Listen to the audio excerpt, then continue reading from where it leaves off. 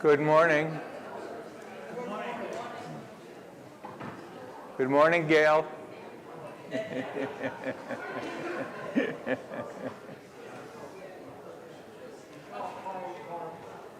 Good morning. I'm Jim Seavey, this morning's worship associate, and here with a bit of business before we begin our service. A warm welcome to everyone this fine spring mud time day morning, to those of you here in person and to those of you watching on YouTube. Everyone is welcome here. Whatever your heritage, your age, your income, your abilities, and however you choose to participate, here in person or on YouTube, this is a home for people who have settled religious beliefs or none, or who are eager to explore their spiritual life. A welcoming congregation, we affirm the full inclusion of people of all sexual identities and orientations. Very special welcome to any visitors with us this morning. If you'd like to get connected and learn more about our community life, please take a moment to fill out the little yellow card hanging on the end of the pew and put it in the collection plate. You can also sign the guest book as you come in the entryway, at the entryway gallery. I hope you will join us for refreshments downstairs in the fellowship hall following the service, right downstairs through this door and circuitous route down to directly under here. So we can have a chance to connect in person. Before we begin, the folks from home who would like to light a candle or a chalice along with us here, go ahead and get that ready now, and we can do it all together. There are a few announcements this morning. I'm going to read one in full because it's kind of new and different. Next Sunday, March 29th, following the church service, you are invited to join the Reverend Janet on a brief tour of some of the hidden corners of our historic building, followed by an opportunity to discuss your interest in becoming a member of the church. We are offering this walkabout as a way of encouraging friends of the church to deepen their involvement. This is a low-key way to understand what membership entails while meandering from the choir loft to the bell pull. Please know that regardless of your membership status, we are thrilled to have you in our midst on Sundays. Yes, okay. Now, there are many announcements that are in the weekly newsletter, and I'm just going to headline them because they're all repeats of things we normally do, and they're readily available. If you do not get the weekly newsletter, it's an email. It's Gloucester, info at gloucesteruu.org, I think. But you can always check that. At any rate, so it's Lectio Divina, which is with Janet on 2 more sessions, March 25th and April 1st. That's Sacred Readings, which is poetry. There is we note the passing of Bob Weck, who was our choir director for 5 years. Friday is Bring Your Own Lunch, noon to 1. It's last Sunday to order Easter plants. The entryway gallery is Calligraphy by Donna Dunn. We hope you take some time to look at that out as you came in, if you came in through the front. The Siding with Love podcasts continue, and Janet and Carol have been working on episode 4, which is upcoming. Shep Abbott is giving a talk about art space on May 10th. the book club, May 12th, we'll be reading River of the Gods by Candace Millard. And there's a bunch of other stuff, not too much. I'd like to introduce today's speaker, whom I've known for a while, Gail Seavey. Gail was ordained in the Rockport Church in 1990, served for 8 years as the senior minister in White Bear Lake, Minnesota, 7 years as minister at the Universalist Church in Salem, and 15 years as the senior minister in Nashville, Tennessee, and retired here, thank goodness, finally, in 2020, and I got to come home. Anyway, Gail was asked in 2016 by the Ministers Association to give the Berry Street Lecture, which is the oldest lecture series in the United States. It started in 1820. It's given by a chosen minister to her or his colleagues at General Assembly every year. It was controversial. It was about clergy sexual abuse, and it's still used in all of the education for clergy courses around the country. Anyway, and she's now a member here, yes, and is going to be giving a wonderful sermon today. Okay, I think that's everything I need to do now. And so we can have the prelude. Yes, I have to sit down. Okay.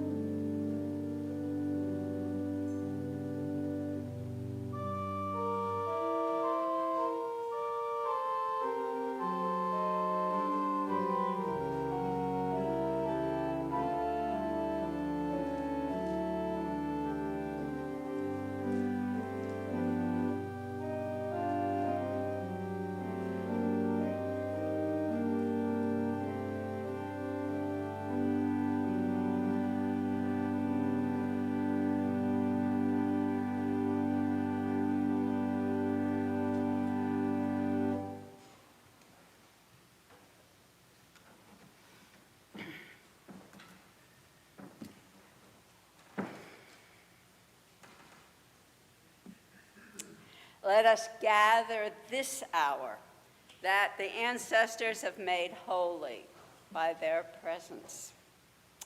Let us gather this hour with all our strengths and vulnerabilities, fears and anxieties, loves and hopes. For now, we need not hide nor pretend nor be anything other than who we are and who we are called to be. Let us gather this hour with an invitation to pay attention to New England's 5th season, that some of you online may call early spring, but here we call it mud time. Now, I confess not everyone loves mud time. It's not as beautiful as the fresh snow or the spring crocus yet to come. But many of us have learned that by paying attention to mud time, we learn to love all the seasons of our lives. This is the time we can pay attention to the warm sun releasing smells of skunk and air. And the time we can pay attention to the sun melting great mountains of old dirty snow while thawing frozen hearts. This is the time when we can lovingly pick through trash uncovered by the snow melt, start to heal the newly revealed ground cover burned by the road salt, and join the squawking birds pecking the new mud. Let us gather this hour that we make holy by paying attention to messy, muddy, transformative love. And now we're going to sing a song that people have sung here for centuries, Immortal Love, number 10, in your gray hymnal.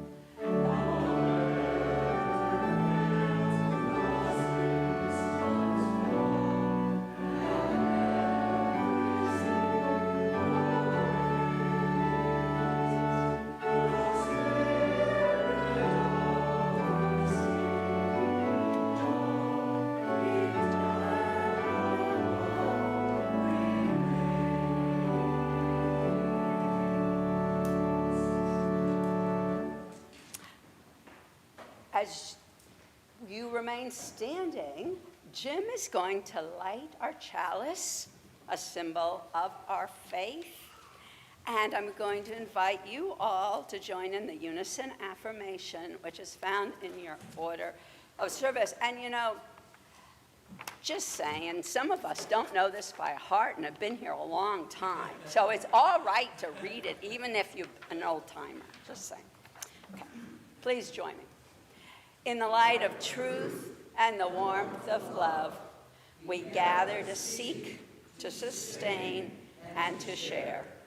Life is a gift for which we are grateful. We gather in community to celebrate the glories and the mysteries of this great gift. And please be seated. As Jim lights the peace candle, and as he lights it, all I can say is it just gets worse, right? More wars, more investments in bombs, more death, and more feelings. So many feelings, right? Our feelings.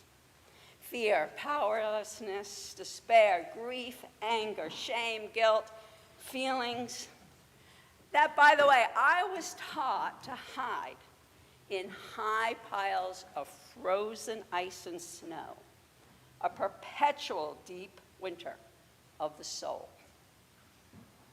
Now, I have been studying meditation, something I never did before, with mystic Thomas Hübl, who teaches us to sit gently and patiently in meditation with whatever feelings arise, including the feelings I was taught were garbage.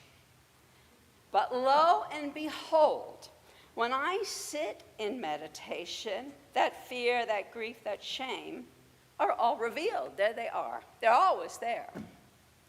Now, Hübl draws from every religion in the world. Everybody has mystics. I'm going to be talking about one of our Universalist mystics today. But one of his quotes from Native American oral tradition says, "The medicine is already within the pain and the suffering. You just have to look deeply and quietly. Then you realize it has been there the whole time." I found this to be true. First, the pain arises, then the medicine for the pain follows. Not always on the time schedule I hoped for. Sometimes it takes a while. I've also found it's easier to hold all the arising pain when I meditate with others. We hold one another. So today, I invite you to join me in helping all of us pay attention to the feelings that arise by meditating together. I'm going to go down in a minute, but I'm going to introduce this meditation up here. It's going to be longer than we usually do. Hübl teaches to meditate guided by a simple, what he calls a three-sync process. Through a state of presence, we consciously pay attention to our mind, our body, and our emotions, again, consciously bringing them into coherence. I will guide us in this, though there will be more silence than words. Then we will join our breaths together, adding a fourth sync, paying attention to our souls. When our song leaders, and I see a few of them, will come forward and lead us in 10:11, which is in the turquoise hymnal. So if you want to have that out and ready to go, return again to the home of your soul. So, oh yeah, and it's a round. So we'll sing it. They'll lead us in singing through once, and then they'll split us into two-part round. Okay, anything else we need, Jim? Okay, I'm going to come down.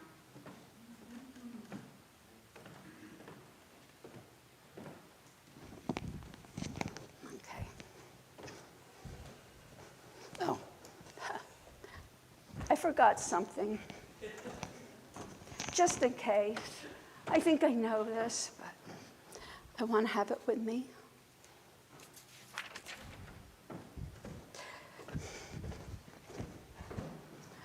So it might not take you as long to become a little quieter and centered in your body as it's taking me, but I invite you all to first come to pay attention to your body.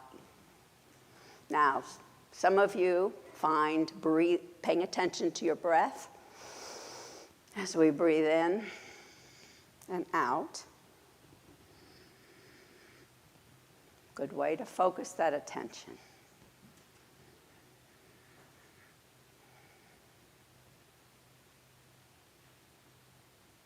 You might want to pay attention to your feet on the floor, your seat, and bench.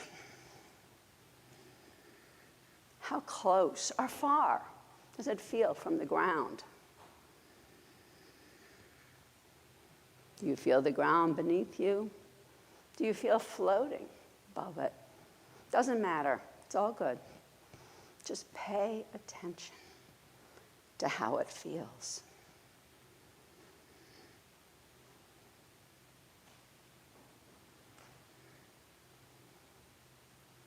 And we'll spend a moment just paying attention, scanning your whole body, the muscles. Where are the tensions? Where is the flow and ease? Where are the aches? Where does it feel good? Let us just sit with our bodies.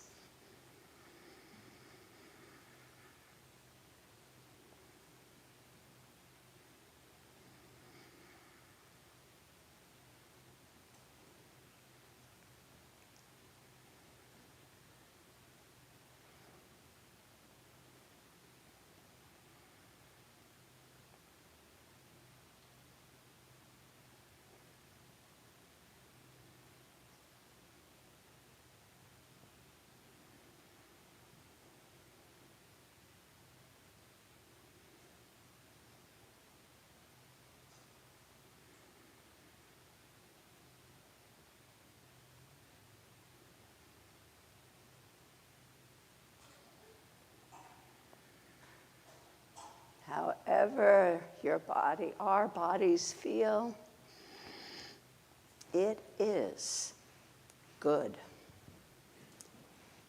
May we be with it now. As we move our attention to our emotions, we scan our emotions. Do we feel butterflies in our stomach? I feel a little jumpy today. You feel bored, open-hearted, closed, tears rising to the surface, or relief? Do you feel places that are frozen, or places that stir with joy? Let us sit here paying attention to what other emotions arise. They're all good. Just be with them now.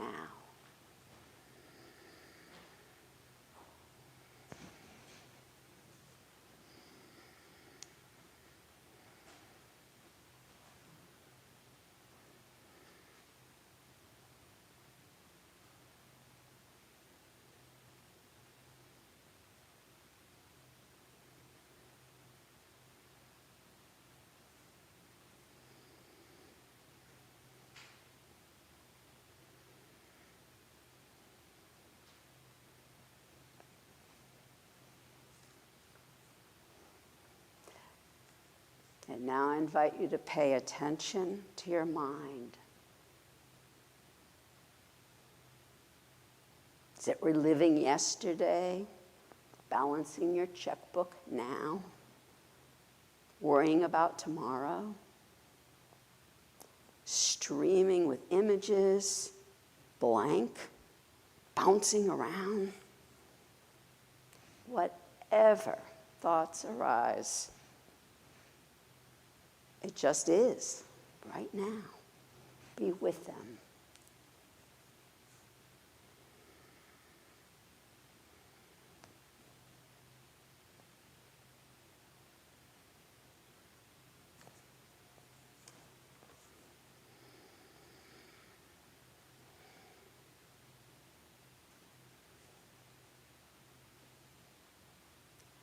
Now I'm going to ask you to pay attention to your soul.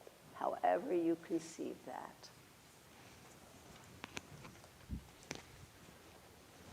Robert will play the entire thing with the repeats of each section through.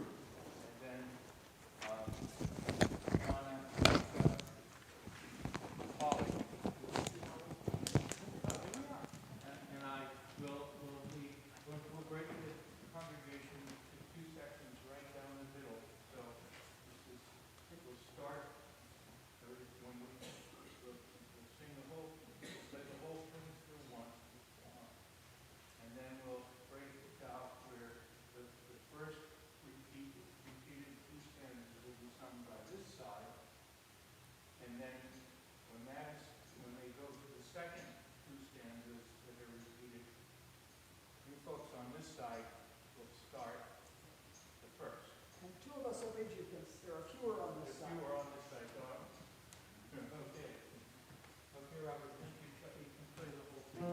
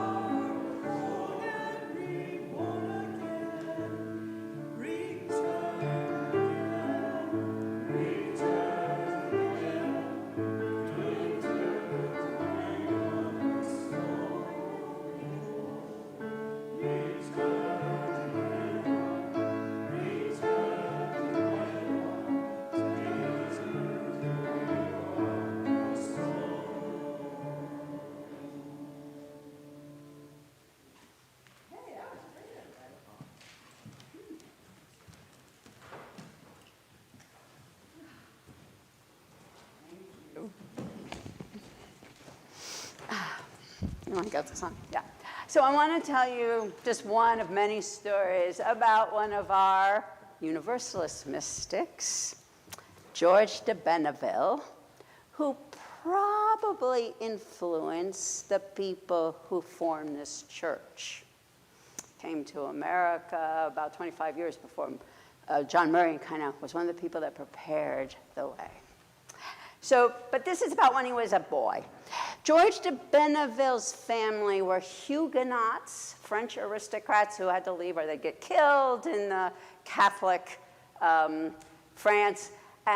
But they were very privileged. They got to live in the court of the King of England and the Queen. And so George grew up there, and he was very privileged. And when he writes about himself in his old age, he talks about being 12 years old, and he was kind of full of himself. He had been taught that he was just about better than everybody, and he had bad, and he even uses the words. He was better than white people. He was better than heathens, people who had better than black people. He was white. Better than heathens, better than Muslims. He said, I was kind of thought I was on like in the balcony, a plane above all people. But at 12, it was time for him to learn a trade. So they said, well, you're going to learn navigation, and they put him on a ship. He's in Britain. They got a lot of ships. And actually, the first ship they put him on, it's a flotilla of ships that are going all the way around the Horn of Africa and up to Algiers for a diplomatic mission with people that he had never seen anybody really different than him. So he's on this ship for quite a while as they go around the Horn of Africa, and he really likes taking care of his officer, and he's learning stuff, but mostly he feels important, right? And they get into Algiers late at night, and he knows the officers want to sleep late, right? So he's kind of early morning, he's kind of listening to make sure everything's okay so they can sleep late. And he hears this wailing, this, and this crying. It's like so loud. And he's very upset. He's only a 12-year-old boy, right? He goes out, he stomps out, and he sees these people there, people that look like nothing he's ever seen before. They are black, they have turbans, they're crying. Literally, tears coming down. They're like, and he's like, stop it. Stop it, you cannot do this. This is wrong. You've got to stop it right now. And they're kind of surprised, and they stop. Oh, yeah, okay. And one of them looks at him, and he says,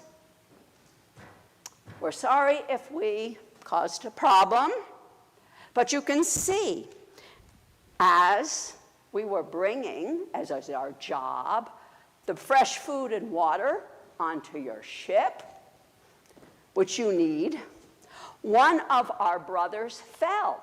He tripped. And see, he's lying, and he looks, and there's this man lying on the floor with a very injured leg. And he says, so we're praying to Allah, that's God in our language, we're praying to Allah to help comfort him and heal him, but our tears wash away the wound so he won't get a fever. And you can see now we're wrapping it. The 12-year-old is like, oh yeah, there's the man. Oh, he doesn't look very well. Oh, there's all the baskets of food and the jugs of water. Oh, one is all spilled. And he's mortified, absolutely mortified. And he thinks, isn't it weird how God works? God is knocking me down to size, teaching me to be humble, me, a white boy, by blacks, me, a Christian, by Muslims, and me learning, teaching me to be a better Christian by heathen. Well, this mortification kind of ate on him for some time. He got back home, and he got a fever. And while he was having this fever, he started seeing that he was in hell.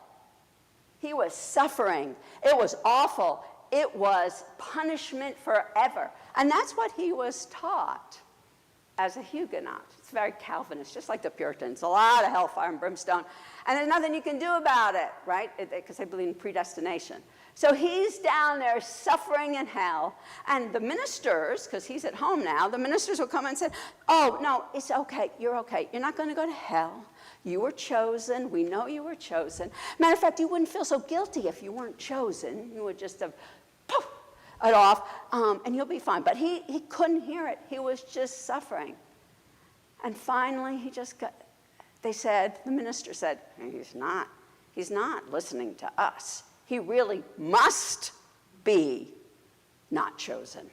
He really is going to go to hell if he doesn't listen to us. That's not right. So they tell him that. Oh, yeah, you'll probably go to hell because you don't listen to us.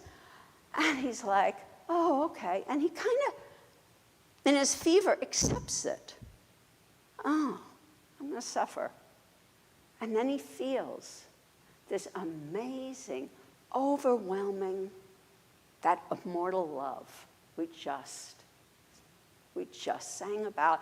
And he feels forgiven and changed. And so ends my story. Though I'll probably talk a little more about him during the sermon. Okay, so we do the offertory now? Okay. Yeah. Oh, you get to do the reading, Jim. No, that's not now. That's what it says, Oh, honey. okay, that's fine. We do not believe in perfection in our household, by the way. It's okay. Yeah, this is all about my time, right? Yeah. Okay. This is from an interview with Johanna Macy, who's an American Buddhist Who recently? who recently passed away. Yes. Oh, I thought I had it on. Yeah. Here we go. All right. This is a reading from Joanna, is Joanna from Joanna Macy, an American Buddhist who recently passed away. It's with the Yoga Journal. The journal says, based on your work, what does radical compassion mean to you today? Joanna Macy answers, compassion is not something you have like a virtue or cultivated quality. It is rather an expression of your larger being and can be understood as integral to your belonging and interbeing in the sacred living body of earth. Compassion boils down to not being afraid of the suffering of your world or of yourself. It involves being open to what you're feeling about that suffering, whether it's grief, fear, rage, or being overwhelmed, and brave enough to experience it. It helps to know that we are all going to die. And you have this precious moment to get close to the suffering and see what it has to tell you. You can't heal something you're afraid to get near. Compassion is what impels you to act for the sake of the larger whole, or put more accurately, it is the whole acting through you. Thank you. Okay, so now we're going to collect our offering. This is the important ritual of the free church. People came to this country for religious freedom. Then we had to fight for it again in this country. And we get to... No. Okay. He wants to hand it. I thought we talked about this, but, we both forget. But I want you to say, this is the ritual of the free church that we get to do every week, where every Unitarian and Universalist church and other congregational church are self-supporting, and that is a symbol of our religious freedom.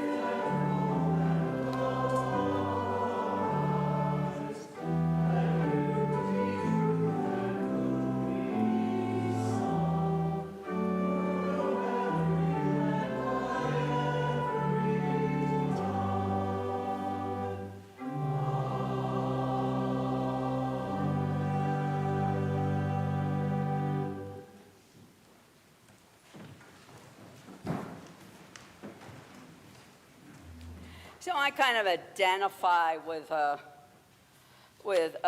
George de Benneville because I grew up in a church with very hellfire, all hellfire, very Calvinist, had my Calvinist Puritan ancestors and my French Calvinist ancestors. So I was always very relieved in the summer. We sang in this children's choir, so we had to hear all this stuff every Sunday.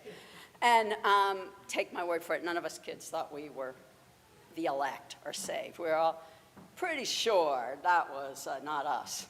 So in the summer, we spent a lot of time with my grandparents who were farmers. They lived in a small town in Vermont, town of 150 people. There's a little white church in town. Everybody was related in the town. Everybody was, I could never figure it out, but everybody told me. They're all cousins or aunts or uncles, everybody. So, and they talked about love. They didn't talk about hell. And I kind of liked it. And then after I started going to the Universalist Church in Rockport, which in those days had a red door and red rug, because red was the Universalist color. Every little New England church that was Universalist had a red door and red trim. And so I noticed in this church in Vermont, there was one window, one stained glass window. They were pretty plain. They were plain windows, but they had like stained glass around the edge. There was one that was trimmed in red. And I said, and my family always sat by that window, just like people here were fighting. I saw you back there fighting for your seat, because that's where you always sit, right? Don't we all do that to some extent? So I said, they're Universalists. We're in this church. What happened? So my mom, I was studying for the ministry then, so of course I was taking all this history. So I was very excited. I was going to get to research and write a paper about this Universalist church. And it was, indeed, for more than 100 years, the Puritans, who became the Congregationalists, and the Universalists both worshiped there. They had two doors in front. Each used a different door, but they came in, it was the same little sanctuary. And the Puritans came in the morning, and the Universalists came in the afternoon. They had two Christmas trees when Christmas trees became the vogue. And they did that until the 1920s. Their last minister was a woman in the 1920s who was also a labor union organizer in the quarries there, in the granite quarries. So it was pretty interesting history. But this happened to churches all over the country. Universalists were the third most popular by numbers of worshipers in the country in the mid-1800s.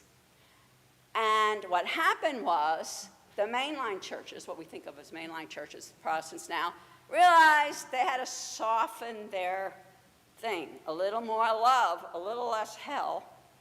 And many churches combined, and you see this all over Massachusetts, where, as well as Vermont, the Universalists and the Puritans combined into liberal congregational churches, of which there are many today.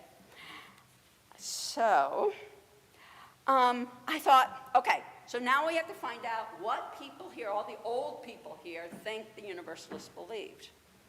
Well, I have to say, most of them said, I don't remember, I don't know, I can't remember. But Rowena, cousin Rowena, who was, my mother was kind of embarrassed of cousin Rowena. How they would have said she was maybe a couple logs short of a cord. They had all lived very hard lives. They'd grown up during the Depression on subsistence farms. They had nothing that they didn't make or grow. And everybody, all my mom's close cousins moved away eventually. That was success, to get away. Rowena stayed. She never married. She always had to do hard physical labor. She lived a hard life, but she remembered. Rowena, what did the Universalists believe? That you get your hell on earth.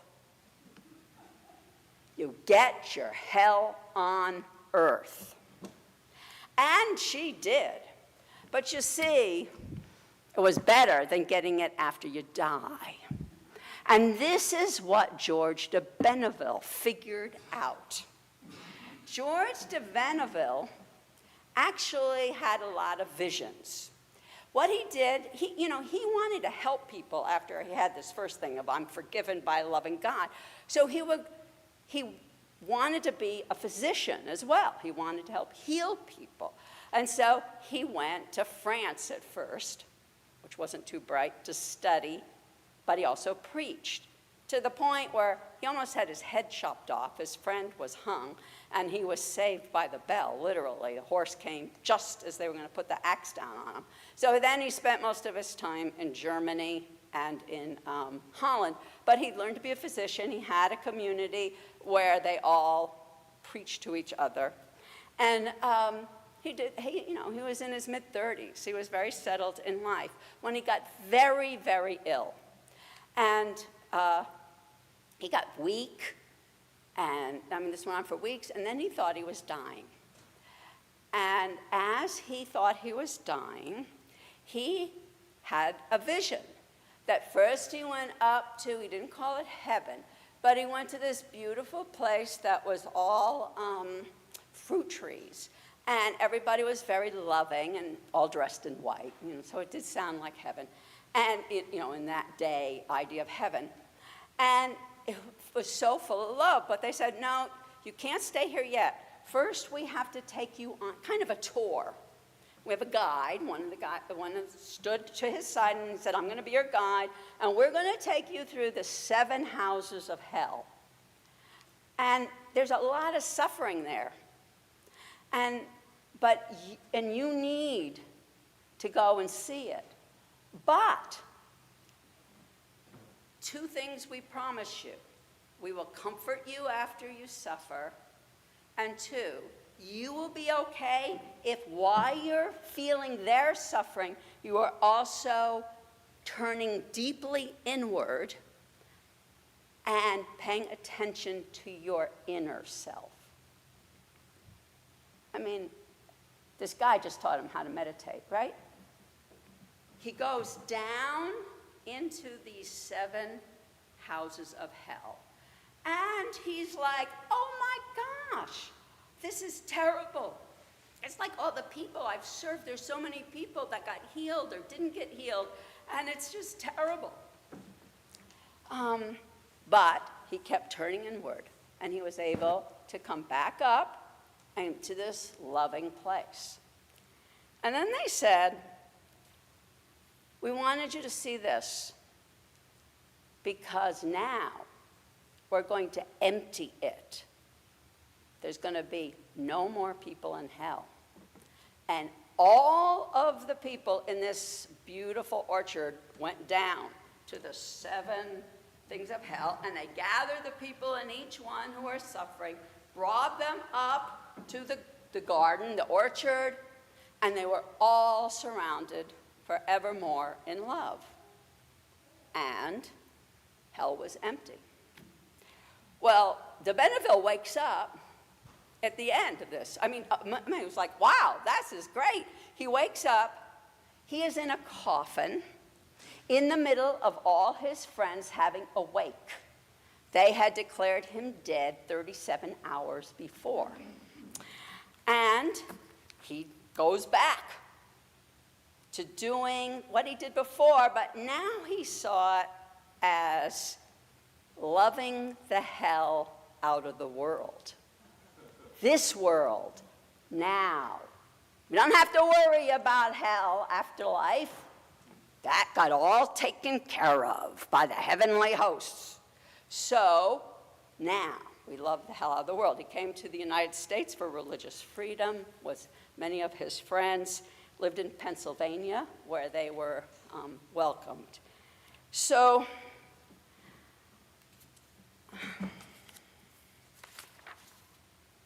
we all know right now it feels like hell has taken over much of the earth, much of our world. And we all have been feeling that suffering. And through meditation, I have discovered that my feelings are not all responses to what's happening now. They are reactions. And let me explain. The difference between response and reaction to suffering has something to do with living in the moment or living in the past. By reactions, I mean things that happen that, we say we press our buttons. It connects to something in our unconscious feelings from the past. When events happening now touch my conscious feelings to that event, I respond rather than react. And when I respond, it feels very different. It feels grounded and in the now. I can think. I'm going to give you an example that some of you have probably saw me do this, actually, on one of the Friday luncheons. When I first heard, and I don't want to go into a big thing with this, but it's a good example. When I first heard that some church members were considering exploring selling this building, I immediately got very agitated. I mean, I was like, ugh. I started to lash out, asking all these questions to this small group of people who, they must have been like, what's going on with her? The rational part of my brain knew was not helpful, right? A button was pressed. I had to take those emotions to meditation, calmly and without judgment, letting them settle. I had to feel them, but letting them settle into coherence with the rest of me to understand where it was coming from. I was reacting to feelings of grief and powerlessness I felt when the Universalist Church of Salem, which is a congregation I served with great love for 7 years, fell apart 10 years after I left. So that was actually exactly 11 years ago. The congregation, the people merged with the UU Church in Beverly, but the building was converted to a secular nonprofit organization with great dreams that really have not come to fruition. As soon as I could spend time with my sadness over this loss, I could begin to listen to conversations about a different congregation at the present time, this congregation, at present time with my heart, mind, and soul together in the moment. Now, I know from my meditation class of 400 people from all over the world that I am not the only person processing past emotions. I grew up in a typical white New England Puritan family that people used to call the frozen chosen, taught not to feel through traumatic, culturally passed on child rearing practices that freeze feelings throughout the body, but remove them from consciousness. In other words, I was brought up by good parents doing exactly what they wanted to do, and it was traumatic. Now, research on PTSD, post-traumatic stress thank you, shows this cultural condition is coherent with the biological process, and it's a blessing. When human beings are threatened, their vagal nerves move through first. Okay, you cry, help, and then you fight, and then you run, and if the system is still overwhelmed and threatened, it freezes, and if it's still overwhelmed, it plays dead. And when it plays dead, you cannot remember what happened. I discovered as a pastor that I was not alone in having much of my childhood frozen, and some of it never making it into conscious memories at all. But the ability to freeze or play dead allowed us to survive. It was a good thing at the time. Now, there are many of us that when something happens that stirs that frozen feeling, me a lot, we react to that past suffering and cannot respond to the present till we gently lovingly pay attention to the feelings and let it melt into the soil of our soul. I once asked my PTSD therapist, why do I have to feel all this pain? Because it's all there. And I didn't feel it before because it's awful. I don't want to feel it. And she says, because then it will become just a bad memory, and it won't control how you act. Okay? Now, there's only one way to do that, as all the great mystics, like Joanna Macy said, you can't heal something you are afraid to go near. Once integrated, these memories of suffering can actually make us wiser and more compassionate as we respond to the ways people are co-creating hell on earth now. Meditating on my frozen soul is melting it, revealing the ancient broken garbage, giving me the courage to pay attention to it, teaching me how to better love the hell out of the world. And this is something no one does alone. This is not, this church has never been about hermits, and the way I'm learning to meditate is not about hermits. It's about the community.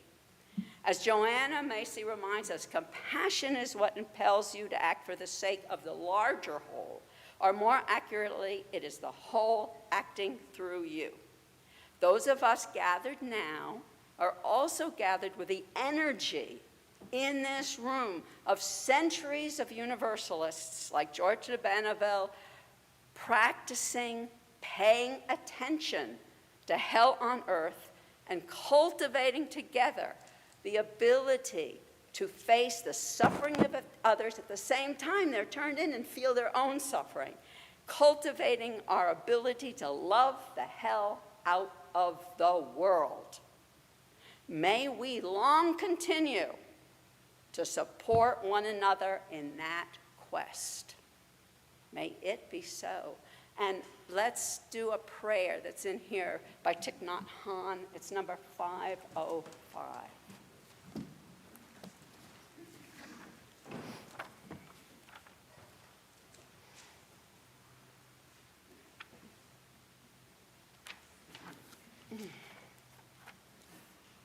Okay. Please join me. The spirit of prayer. Let us be at peace with our bodies and our minds. Let us return to ourselves and become holy ourselves. Let us be aware of the source of being common to us all and to all living things. Evoking the presence of the great compassion, let us fill our hearts with our own compassion towards ourselves and towards all living beings. Let us pray that we ourselves cease to be the cause of suffering to each other, with humility, with awareness of the existence of life and of the sufferings that are going on around us. Let us practice the establishment of peace in our hearts and on earth. May it be so, and blessed be. Okay, we're going to sing 128 in your gray hymnal. Please rise in spirit or in body.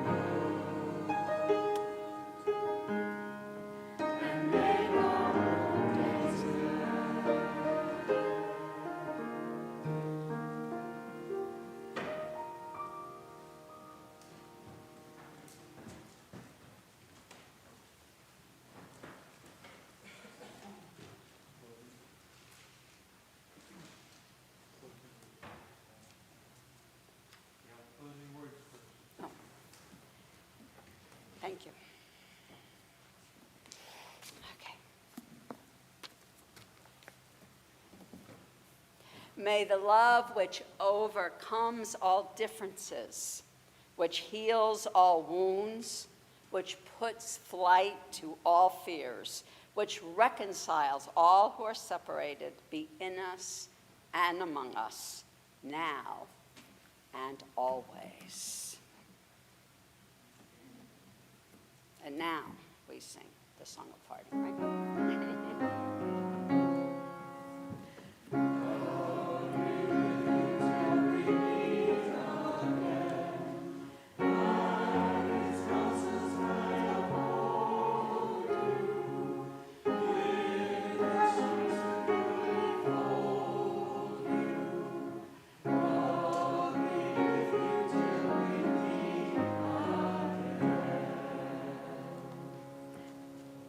Okay, now we extinguish the chalice, and we say the extinguish the chalice reading. We extinguish this flame, but not the light of truth, the warmth of community, or the fire of commitment. These we carry in our hearts until we are together again.